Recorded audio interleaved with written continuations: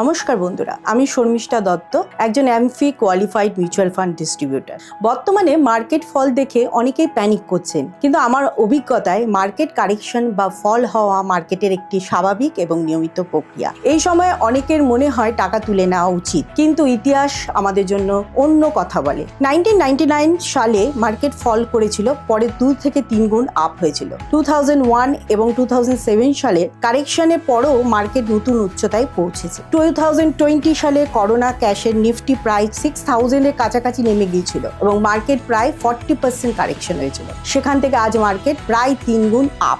মার্কেটের ups and downs অনেকটা আমাদের শ্বাস প্রশ্বাসের মতো, এটা চলতেই থাকবে। তাই আতঙ্কিত না হয়ে সামর্থ্য থাকলে এই সময় আরো ইনভেস্ট করুন এবং লং টার্ম ইনভেস্টর হয়ে মনে রাখবেন, correction is temporary, growth is permanent. Mutual fund investment are subject to market risk. Please read all scheme related documents carefully before investing. Thank you. Mutual fund investments are subject to market risk. Read all scheme related documents carefully.